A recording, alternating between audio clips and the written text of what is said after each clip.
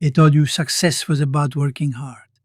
They told you it was about long hours, sacrifice, discipline. They told you to chase the dream, to stay motivated, to hustle. But what they didn't tell you is the part that breaks people. They didn't tell you that success demands a spiritual death before it grants you a rebirth. They didn't tell you that the old version of you, the one who waits, hesitates, scrolls endlessly, questions everything, and does nothing, that version has to die for the new one to rise. This is the truth about success no one tells you. It isn't a goal, it's a transformation, not of your income, but of your identity. You see, we live in a world obsessed with the visible, the cars, the clothes, the claps. But true success, the kind that rewires your DNA, begins in the dark, where no one claps, no one sees, where you face the battlefield of your own mind alone, hard. Every successful person you admire, whether it's Edison, who failed over 1,000 times before the light bulb, or Lincoln, who lost 8 elections before becoming one of history's greatest presidents, or Oprah, who was told she wasn't fit for TV. They all walked through a silent war no one talks about. And the hardest battles? They weren't with society. They weren't with competitors. They were internal. The doubt, the fear, the voice in your head that whispers, maybe you're not good enough. Let me tell you something no one else will. The world doesn't reward your intentions. It rewards your results. And results don't come from motivation. They come from alignment. When your belief, your vision, your actions, your discipline, and your identity all say the same thing. I'm not going back. I will become who I was born to be. This isn't about rah-rah speeches. It's about deconstructing the invisible prison you've been living in.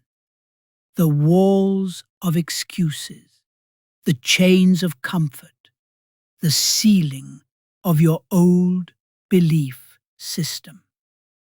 You've been told to chase success, but chasing implies it's ahead of you, separate from you, distant. But success is not found, it's forged inside your thoughts, inside your habits, inside your quiet decisions when no one's watching. And that truth, it doesn't sell well because it requires ownership, responsibility, pain.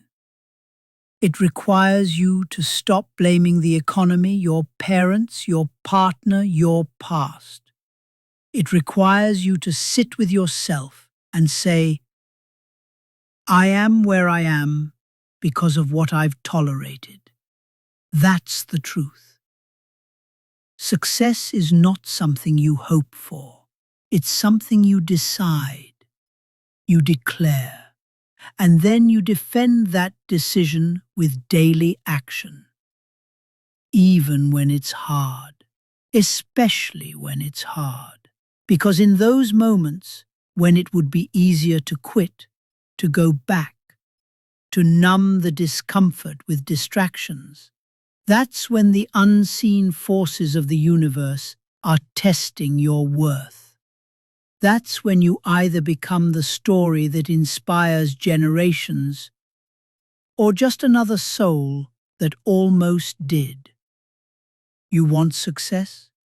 Then prepare to bury who you were. Because the version of you that got you here cannot take you where you want to go. That word has lost its power. It's been diluted, turned into a buzzword on coffee mugs and t-shirts. Let's call it what it really is. Mental architecture. the way your inner world is built. And most people, they're living inside a house of lies they didn't even construct. Inherited thoughts, second-hand beliefs, generational ceilings dressed up as reality. From the time you were a child, the world began building your mental blueprint. Play it safe. Don't dream too big. People like us don't make it. And like bricks, those statements stacked into walls, walls that now shape how far you'll go. But here's what the successful know. Before you can build your empire, you must first tear down your limitations. You see, the greatest threat to your future is not failure. It's the outdated programming running silently in the background of your mind. It's that inner voice that says, "You're not smart enough. You're too late. You don't have what it takes." That voice is a lie, a parasite, fed by fear, sustained by repetition. And it's been allowed to live inside your head. You want the truth about success? Then understand this. Your thoughts are seeds. Every day, every hour, you're planting something. And what you plant in silence, in stress, in boredom, in doubt, grows. It shapes your decisions. It builds your habits. It defines your destiny. Napoleon Hill said, "Whatever the mind can conceive and believe, it can achieve." But most people never even try to conceive. They settle. They shrink. They live in a box and call it balance. Look at Edison. Before the light bulb ever glowed, it lived in his mind, a spark in the dark. He failed 1,000 times, not because he was obsessed with success, but because his vision was stronger than his discouragement. Ford was told his idea for a self-powered vehicle was insanity. Bankers laughed him out of meetings, but you didn't let their limitations become his belief system. He didn't need them to see it, he needed himself to believe it. This is what separates the average from the unstoppable: clarity of vision and the courage to protect it. Because once you allow the world to dictate what's realistic, you're no longer creating, you're conforming, and no one ever changed their life by conforming. Let me ask you something. When was the last time you questioned your beliefs? Not your goals, not your resolutions, your beliefs. Because if your belief system is still the same as it was last year, then your results will be too. Different dreams, same mindset. That's a trap. Success is not about learning more. It's about unlearning the lies that are keeping you small.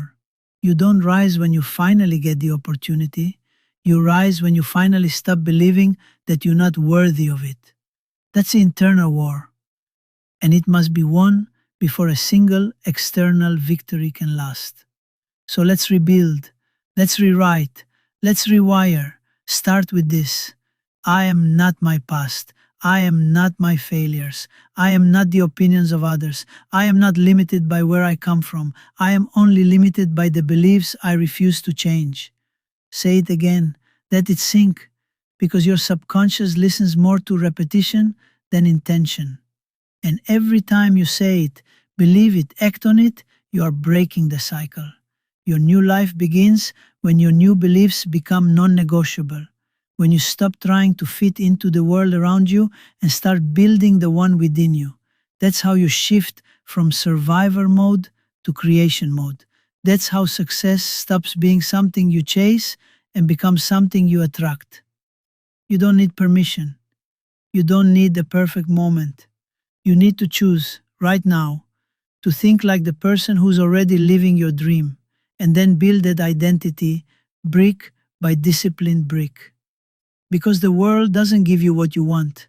It mirrors who you are, and who you are is there is a moment in every powerful life where the fog begins to lift, where distraction fades and desire sharpens, where noise falls silent and a voice deep within begins to whisper their roar. This is what I was born to do. That moment is called clarity, and it's not given, it's earned. You don't stumble into purpose. You build it, you shape it, you fight for it. Not in a day, not in a moment of inspiration, but in the friction of every decision where your future is tested by your present laziness. You ask, what's my purpose? And the world tells you to look outside, scroll, watch, compare, copy. But that's not where it lives. Purpose is not found in what you consume. It's found in what you create. It's not on a billboard, it's not in a paycheck. It's in your story, your struggle, your scars. You want to know what you're meant to do? Start by asking what you're willing to suffer for. What you'd pursue even if you failed. What you'd give to the world if no one ever clapped. Because your purpose is always tied to service, not status.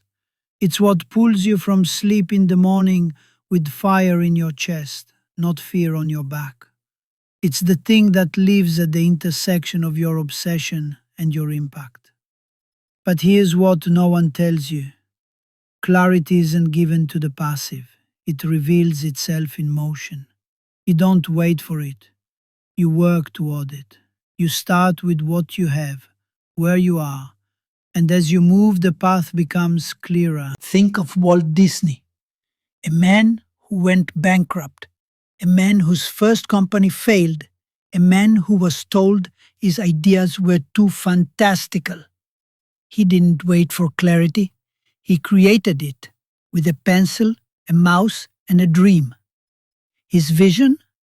Not logical, not realistic, but it was his, and he built it into a world. That's what separates dreamers from doers. Doers don't need permission. They don't ask if it's possible. They decide it's necessary and act like it already exists. That's the law of clarity. It's not born from thinking harder. It's born from moving forward. Every morning you wake up and choose motion over comfort, you signal to the universe, I'm ready for more. You don't need a 10-year plan, you need one courageous step. Because clarity compounds. One small decision turns into a path becomes a pattern becomes power, and power creates momentum. But the enemy of clarity? Distraction.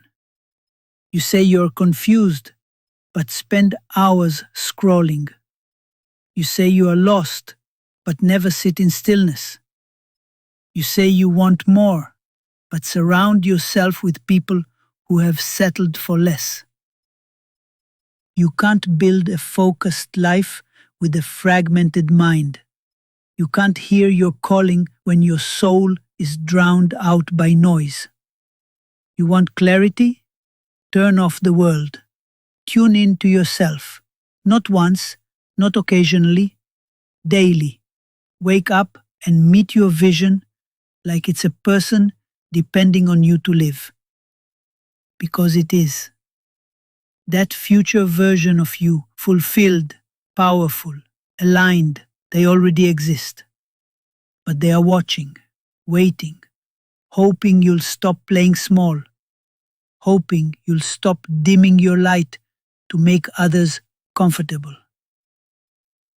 Clarity doesn't always roar. Sometimes it's a whisper you've ignored for too long. And when you finally hear it, when you finally listen, you'll realize your life was never meant to be this small. You weren't designed to drift. You weren't built to blend in. You were created with fire in your soul, not to fit the mold, but to break it. So here's the truth. If your vision doesn't scare you, stretch you, or demand a higher version of you, it's not vision.